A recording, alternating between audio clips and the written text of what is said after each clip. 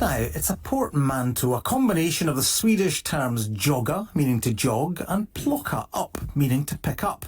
Regardless of its etymological origins, it seems plogging, picking up rubbish as you run along, is becoming increasingly popular, with more than 100 elite athletes descending on Genoa for the World Championships this year.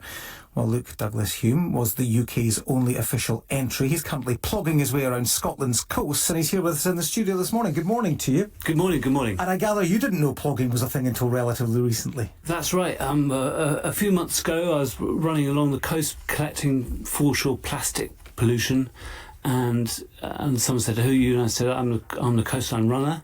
And they said, "No, you're not. You're just a plogger." And I thought that was a bit offensive. Yeah, it sounded like an insult. Yeah, exactly. And I looked into it, and then gave the World Plogging Championships all my criteria of distances and stuff I collected, and I made it as the sole member of the GB team in Genoa. Oh, well, and how did you do?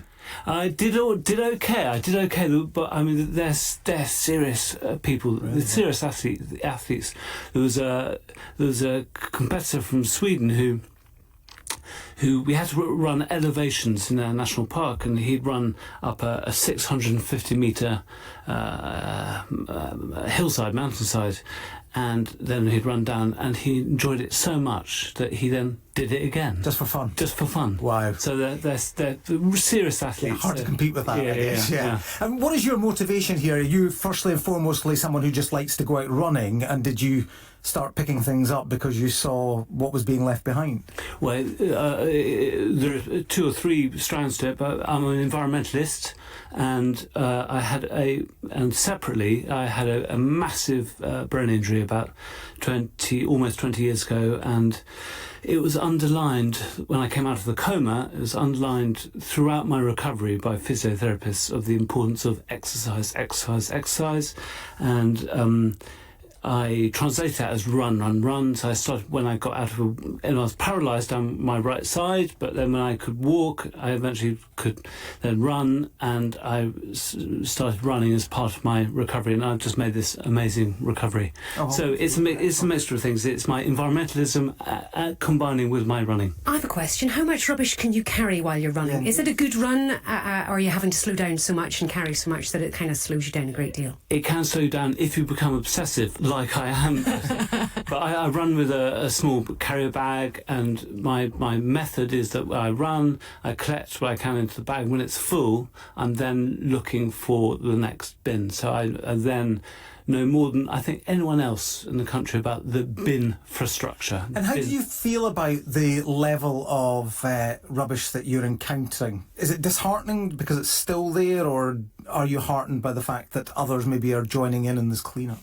It's a mixture. It's a mixture. Disheartening in the Coastline Runner initiative. We run the coasts, and the amount of consumer litter, of sweet wrappers, of cigarette butts and stuff is very, and dog waste bags in dunes. It's kind of just depressing. What are people doing? But at the same time, it's not so much our land-based fault, because in Northumberland, which I was running last week, running up from Bamber Castle and Lindisfarne and stuff, the recent big storms have brought in so much marine litter that is not so much our problem. Sorry, that is not caused by so much us. It's more ghost gear from the fishing industry and stuff. And tell us about this run that you're on at the moment, because you're running the coastline of Scotland. That's right. Just last week I hit from Northumberland to Berwick, and then Berwick up to Eyemouth, and Eyemouth I'll get Coburn's Path, and then on the 1st of December will be my last Coastline Runner initiative for this year, from North Berwick to Portobello Beach in Leith. Oh, how beautiful. And you've not been put off by the weather, because we've had a few tricky days. Well, yesterday morning it was beastly. It was bad news, and that was difficult. So I had to I had to postpone it. Actually, it was the wind and the rain. It was driving wind and rain. I had to stop just north of Berwick before Eyemouth. But I'll re-engage that when next week when I'm running again. Well, nobody blames you for having a day off because the weather has been, as you say, beastly. Well, look, congratulations and continued success with the whole thing. Thanks And for it makes you coming. think, doesn't it? If every time you head out for a quick run or every time you head out just for a walk, Take a bag. pick up 1 or 2 pieces of litter, then we could all make We can all make a difference. Yeah, Luke Douglas-Hume, thank you very much. That is it from us for this morning.